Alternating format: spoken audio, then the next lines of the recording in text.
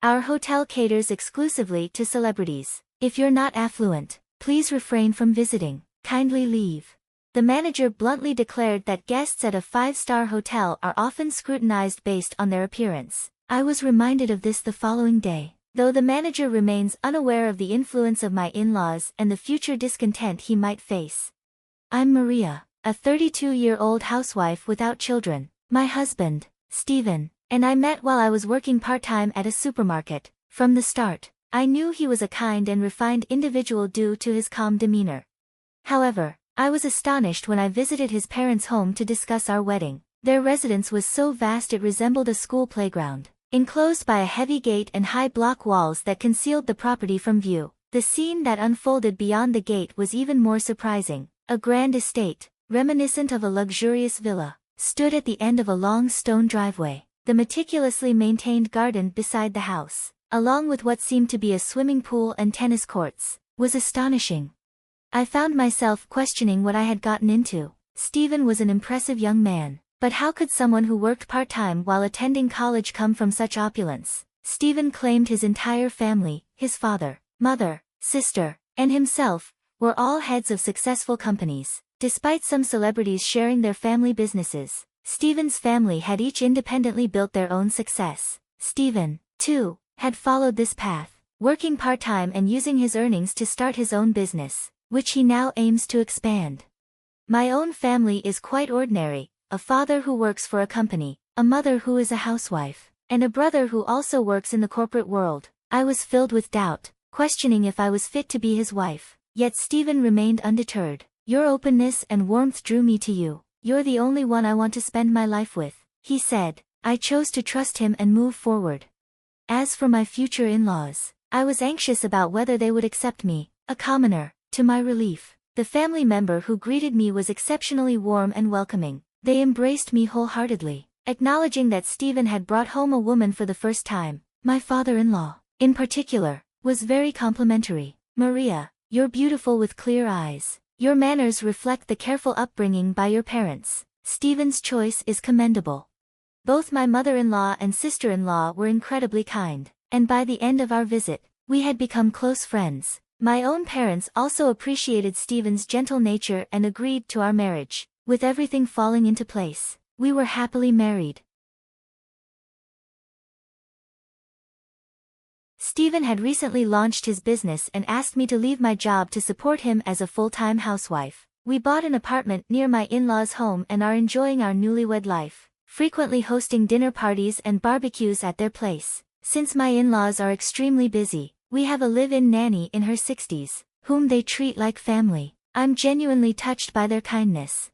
I was feeling at ease, knowing I could be myself without the pressure of living up to my celebrity in-laws' standards. 3 months into our marriage, we decided to host a party for my father-in-law's 60th birthday. Steven and I wanted to arrange it ourselves as a gesture of appreciation for all they did for us during the wedding. However, since Steven is busy with work, I would handle the preparations. I discussed it with him, and he said, "Your dad really likes you. Just do what you think is best. I'm sure he'll be happy with whatever you choose." The challenge was figuring out what would be best. I consulted a friend who suggested looking for a high-class hotel. Considering the prestige of the guest of honor, I found a 5-star hotel near my parents' house. Although I had never been to such a luxurious place before, I assumed it would be impressive and wanted to see it firsthand. I decided to visit the hotel to check it out. Nervous about going alone, I invited my high school best friend to join me. I was impressed by the restaurant's courteous service when I called to make a lunch reservation. I dressed formally for the occasion in a white blouse, a tight black skirt, and black pumps, while my friend wore a lovely floral dress and pin-heeled boots. I felt excited, as if embarking on an adventure, unaware of the surprise that awaited us. Upon arrival, I drove my car, a reliable vehicle I had since my single days, and was directed to the hotel's parking lot. The attendant at the roundabout was pleasant and polite. However, I noticed a man in the lobby staring at us with a stern expression. He wore a sharp suit and stood rigidly, suggesting he was a hotel employee. Though I didn't recognize him, his intense gaze puzzled me. The line of luxury cars in the underground parking lot made my car seem out of place, and seeing people arrive in chauffeur-driven vehicles earlier made me feel a bit self-conscious. I thought about hailing a cab, but since I wasn't far from home, it seemed unnecessary. As my friend and I entered the hotel, the man who had been staring approached us. "You don't seem to fit in here. Can I assist you?" he asked politely, though his tone felt rather rude. "I have a lunch reservation here." "What do you mean by unsuitable for the hotel?" I asked, taken aback. I asked the tall man about his comments, and he continued speaking, towering over me with a condescending attitude. "You arrived in a very ordinary car. No one drives that kind of car here," he remarked. He then sneered. "And your clothing is quite," laughing derisively as he said it. I could feel my face flush with embarrassment and irritation at his snobbish behavior. My best friend, unable to meet his gaze, stared at the floor. While many might have felt humiliated and left, I'm not easily intimidated, though I usually appear quiet. I was determined to confront this rude individual and understand his disdain. "Are you employed by this hotel?" I demanded, glaring at him. "I'm the manager of this 5-star establishment," he replied, his tone dripping with arrogance. I thought to myself that emphasizing the 5 stars was absurd. Although I kept my thoughts to myself, his response only fueled my frustration.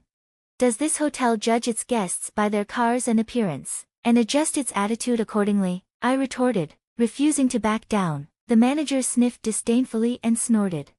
"Guests should reflect the hotel's stature. It's important to maintain this standard for the comfort and relaxation of our patrons," he said. I felt my irritation growing. "Are you implying that we're somehow diminishing the value of your hotel?" The manager clicked his tongue in annoyance. I felt bad for my friend and considered canceling our reservation and leaving. Just then, an elderly hotel employee approached us. "Ma'am, I was informed about your lunch reservation," he said, bowing to the manager. "Allow me to escort you to the restaurant." The elderly employee guided us to the restaurant. The manager shot me a resentful look as if he still had more to say. However, the hotel employee was kind and attentive. "I'm sorry for the unpleasant experience you've had. We're known for our exceptional cuisine, and I hope the rest of your visit will be enjoyable," he said warmly. I was surprised to learn that such a young man was managing the hotel. He explained that the owner had retired due to age, and his younger brother had taken over, with his son now serving as the manager. Although the manager had graduated from a prestigious university, he lacked experience in hotel management and was struggling to uphold the hotel's standards. Even longtime patrons seemed to be treated poorly and pressured to leave if they didn't spend enough. The elderly employee sighed. "I've been with this hotel for years, growing alongside it. The new management wants to revitalize everything, and it seems there's no place for someone like me anymore. I'll be leaving at the end of the month. It's disheartening to think that the hotel could neglect those who helped it achieve its 5-star status." Despite the manager's attitude, the food at the restaurant was the best I've ever had. The head chef, who appeared to be around the same age as the elderly employee, came to greet us. I worried that he too might soon be forced out. As my friend and I left the restaurant, satisfied and smiling, the manager approached us again. "I'll be sure to visit your restaurant again," I said as we prepared to leave. However, the manager remained unfazed. "People like you diminish the prestige of this hotel. This is a celebrity hotel, not for the less fortunate. Please leave immediately," he said bluntly. I was too shocked to respond. The hotel was beautiful, but the manager's rudeness made me decide against holding my father-in-law's birthday celebration there. Surely, there must be a more welcoming place nearby. When I told my in-laws about the incident, they were intrigued and asked for the name of the hotel. I told them, and they looked puzzled but still expressed interest. "We should visit that hotel," my father-in-law said. I was surprised by his eagerness to return to a place where I had such a negative experience. To dress appropriately, my father-in-law instructed, and everyone was asked to come in casual attire. He asked us to go ahead and promised to join us later. As soon as we entered, the manager's intense gaze was fixed on us. The lobby was bustling with people lounging on sofas and sipping coffee, and it seemed the hotel was hosting a large event.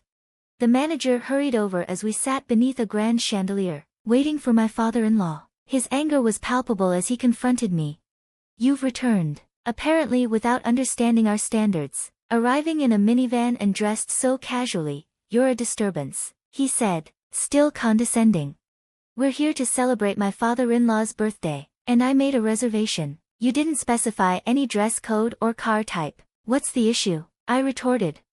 The argument drew the attention of everyone in the lobby, and the manager's harsh words were met with raised eyebrows from other guests.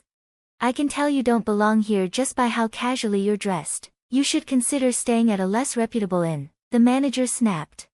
His response was appalling, and other guests seemed to share my discomfort. "A hotel should be welcoming to all its guests. We're here to pay for your services. Your criteria for hospitality are unacceptable," I said, appalled by the manager's treatment. At my protest, voices around me began to murmur, "The customer always comes first. It's not right to judge people based on their appearance." The manager, visibly flustered and red-faced, shouted, "We are a high-class hotel catering to celebrities. If you are not wealthy, please leave. Then let's all go home," my father-in-law declared. What? At my father-in-law's words, many people in the lobby began to rise and head for the exit. They voiced their dissatisfaction, saying things like, "I will never return," and "I won't stay here again." The scene quickly escalated into a commotion, with guests arguing with hotel staff who tried to prevent them from leaving. It turned out that everyone in the lobby was connected to my father-in-law, who had specifically gathered them there. His slight delay had been due to contacting these individuals. My father-in-law had been a loyal guest of the hotel since the tenure of the previous manager. Despite his busy schedule, he often visited the hotel even in his work clothes. Drawn by the respectful treatment he received, his company used to host lavish parties at the hotel every year, and he had introduced it to his family, who frequently used the hotel for various events. All members of his family, as company presidents, had high use of the hotel. My mother-in-law often used it to entertain clients, my sister-in-law for executive training, and my husband's company for celebratory events. The hotel had greatly valued their business. As the uproar continued, someone suddenly dropped to his knees, pleading. It was the hotel president, the manager's father. The elderly hotelier from earlier had recognized my father-in-law and urgently contacted the hotel president. The hotel president, deeply apologetic, begged for forgiveness for his son's rudeness and made the manager kneel as well to offer his apologies. "I truly apologize, sir," the hotel president said, "but if you had been a prominent guest, I would have treated you differently. It's unacceptable to use less affluent guests to make reservations." He tried to excuse the behavior. I found it hard to respond to such a person. "You're apologizing to the wrong person. It was my daughter-in-law whom your manager mistreated. She's a kind-hearted girl whom I cherish deeply. You should remember who the hotel is meant to serve." I had a great appreciation for the previous management and was close to them, but now it's time to end that association, he added. We decided to leave the five-star hotel and head to a diner I frequently visit with my family. We chose it to celebrate my father-in-law's 60th birthday. The diner, which has several private rooms and doesn't require reservations, provided an excellent atmosphere and delicious food. My in-laws were thrilled with the warm, cozy setting. My father-in-law suggested inviting my parents as well, and they joined us for a grand and lively celebration. My husband and I covered the costs, and since it's a local diner, it wasn't a significant expense. It reaffirmed our commitment to valuing people over money and avoiding misunderstandings. Later, I heard that the manager was dismissed and demoted to a janitorial position. Despite his new role, he struggled to restore the hotel's tarnished reputation, and the establishment closed 2 years later. When I next passed by the hotel, it was in disarray, broken glass, discarded furniture piled up, and the once grand building had become a neglected wasteland. A single person's misjudgment had shattered the hotel's legacy. Despite this, my father-in-law, who came from a modest background, and I have a strong bond. I enjoy spending time with my husband and in-laws, and now that we're expecting a baby, everyone is eagerly looking forward to the new addition to our family.